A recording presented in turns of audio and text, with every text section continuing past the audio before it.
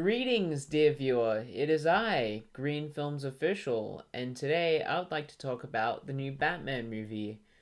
Now, I meant to make this video like a while ago, and I know I'm fairly late to the party when it comes to talking about this movie, but I've been caught up in schoolwork, so I didn't really have time to. But hey, now I do, so yeah.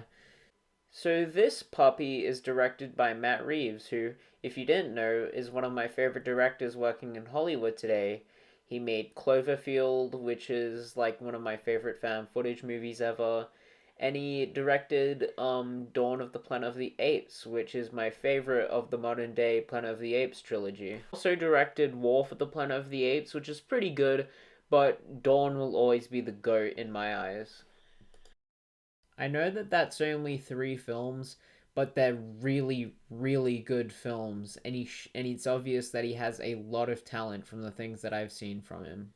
And I was even excited for the Batman movie before I even knew that Matt Reeves was involved, because Batman is probably like my favorite superhero. I love the Dark Knight trilogy to death, and I own several of the comic books, Batman the Long Halloween in particular being one of my favorite graphic novels just ever. I also love the Batman Arkham series, even if the games do sort of go downhill in plot in later entries. They have great exploration and combat. Oh, and their art style is really unique and cool. And lest I forget the amazing voice acting of Kevin Conroy and Mark Hamill. So yeah, based on my love for Batman alone, I was already hyped for this film. But when I learned that Matt Reeves was involved, whoo boy! Almost everything about this movie is stunning, from the atmosphere, the visuals, the characters, the acting. Oh boy, this is a good ass film, my man. I think it's safe to say that Matt Reeves has done it again. One thing that might put some people off of this movie is its insane length.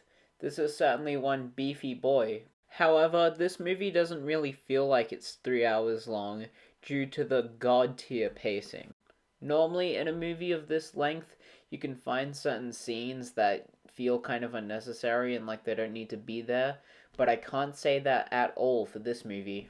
I don't think there's even 1 second of this film that doesn't need to be in it. Everything feels like it contributes to the plot in a meaningful way.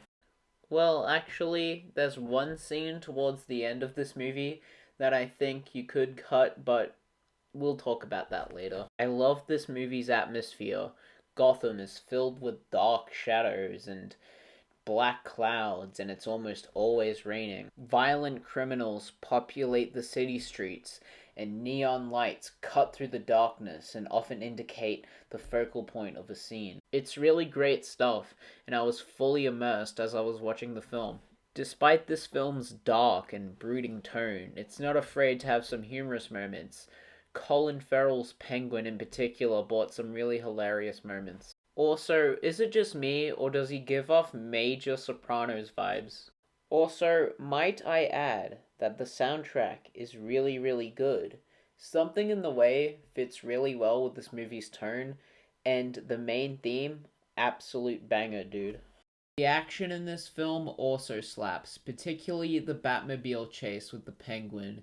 It made such awesome use of practical effects. I mean, the hand-to-hand stuff is pretty dope as well, but that car chase, man. I would now like to talk about the characters, as this is a fairly character-focused movie. Jeffrey Wright killed it as Gordon in this film. I absolutely loved him. Jeffrey Wright's a great actor, man. He hasn't been bad in any film I've seen him in. He is the best James Gordon since the Nolanverse James Gordon, and that's saying a lot. Some people think he would have made for an awesome Lucius Fox, and yeah, I think that'd be pretty cool, but let's be real. No one's gonna beat Morgan Freeman Lucius Fox. Zoe Kravitz is personally my favorite on-screen Catwoman. I thought she was really cool. Sure, that privileged white male quote did feel a little forced, but aside from that, I thought she was really great. She has a cool personality, neat action scenes, And there's a subplot involving her connection with a certain character that I thought was really engaging. And of course, we have our titular protagonist, Batman. Oh god, he was so good in this movie. First of all, I really like the bat suit in this movie. It's like a dope combination of one of the suits from the Tim Burton slash Schumacher verse of Batman films and the Nolan verse bat suit, which I think is really cool. Second of all, they really nailed Bruce's personality. He's dark and brooding, but it doesn't take away from the fact that he's a hero and he saves people. I don't want to give anything away for people who haven't seen this movie yet, but the ending of this movie was pretty emotional. You really get the sense that Bruce has learnt and grown at the end of the film, and he has a pretty solid character arc as a result. I also love that because this isn't really an action film, Batman solves a lot of his problems using that high IQ of his. I mean, don't get me wrong, there are action scenes, but not a whole lot poses a physical threat to Batman in this movie. However, he is challenged psychologically, and his beliefs and what he stands for are put to the test. I'm fully aware that this isn't an original idea for a Batman story, The Dark Knight. However, I believe that it's handled really well here, and it's genuinely engaging. Once again, Colin Farrell was very entertaining as the Penguin. He's just so fun to watch, and he was sort of cartoony, but I think that that's what they were going for in a way. Also, this makeup is incredible. Can we just talk about this for a second? Seriously, this man is played by Colin Farrell, but I didn't even know about that until after watching the movie because the makeup on the Penguin is just that good. Seriously, how do you take a man who looks like this, then put some makeup on him and turn him into this? Like, what the heck? Is this like black magic or something? One aspect of this film that I thought was a pleasant surprise was John Tuturo as Carmine Falcone. For those of you who don't know, Carmine Falcone is like a mobster character from DC Comics. I'd say he's most comparable to someone like, say, Vito Corleone from The Godfather. Now, when I learned that John Turturro would be playing Carmine in this film, I started to get a little worried. I don't have anything against John Turturro, it's just that the only thing I've seen him in is the Michael Bay Transformers film series where, well, you know. I am directly below. Enemy scrotum. I've also seen him in The Big Lebowski, but he's also playing a comedic role in that too. Look, what I'm getting at is, based on the things I've seen him in, I thought it would be kind of difficult to take him seriously as Carmine. But no, he was actually really great. He was just so creepy and weird and oddly silent in every scene he was in. And even if you didn't know he was a mob boss, you would get the feeling that something was off about him just by looking at him. In a way, he was just as menacing as the Riddler. Oh yeah, the Riddler. Honestly, fantastic. I think he's like the best main antagonist of a Batman movie since like Heath Ledger's Joker? I know that that may seem like a stretch, but honestly, he was so enjoyably deranged and methodical that he stole the show in every scene he was in.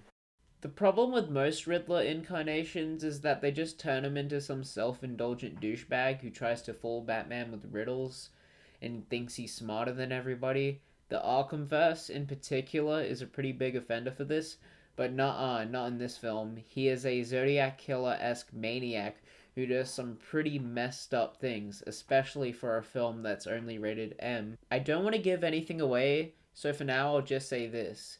He does something involving rats that, let's just say, is not going to be leaving my mind for a while. A lot of people have poked fun at the fact that he's basically a Twitch streamer. Hey, my little dog champs. Thank you for the 500 subs. So tonight we're going to go storm the Gotham election. Make sure to bring your guns. But personally, I really liked it. I thought it, had this terrifying scenario of, people listening to what the Riddler had to say and agreeing with him. and he sort of has this cult by the end of the film. And yeah, just the idea of, his ideology being spread around and creating essentially just hundreds of other Riddlers. Just, I don't know, I thought that was a really cool and scary concept. I'd talk more about the Riddler, but then I think we'd be getting into spoiler territory. He's just really cool, really threatening, really scary, and yeah, I liked him a lot. He feels like he could be the antagonist of a Nolan-verse Batman film, which is sick.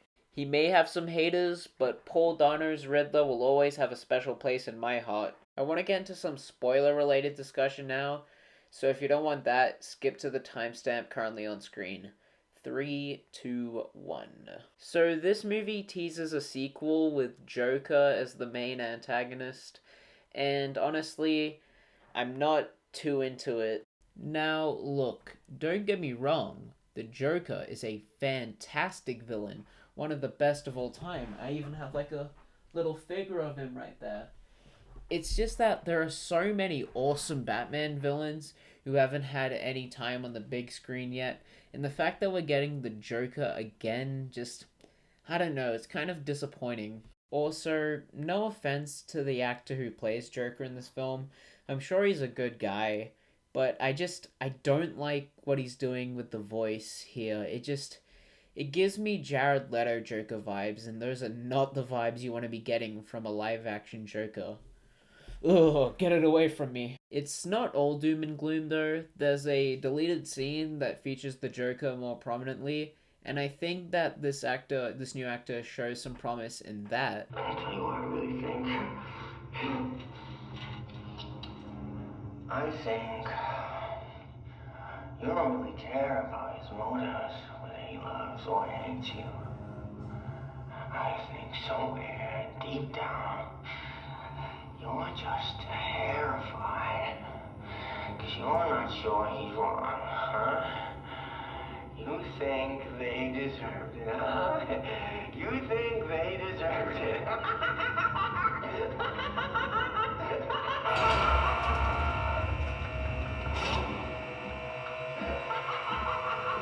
I don't think this new Joker is going to be terrible. Hell, he might be amazing, but it's just, I don't think he's going to be able to compete with some of the better live-action Jokers that we have. I wish we could have gone Hugo Strange. That would have been sick. Well, anyways, I think that just about summarizes my thoughts on the new Batman. I really enjoyed it, and I think it's a step in the right direction for Batman films, especially after Batfleck. Anyways, thank you for watching my review. Sorry I was gone for longer than I intended to. I've been caught up with a lot of schoolwork and other things, but hey, new videos out now, right? So yeah, thank you for watching. I love all of you. Oh, and we are literally one person off 100 subscribers, and if we could hit that number, oh, I'd be one happy boy. So if you could smash that subscribe button and even hit that notification bell as well, that would be greatly appreciated. Oh, and please leave a comment if you feel so inclined. I love it when you guys engage with my videos. Anyways, yeah, I think I've done enough talking for now. I'll see you all in the next one. Bye-bye.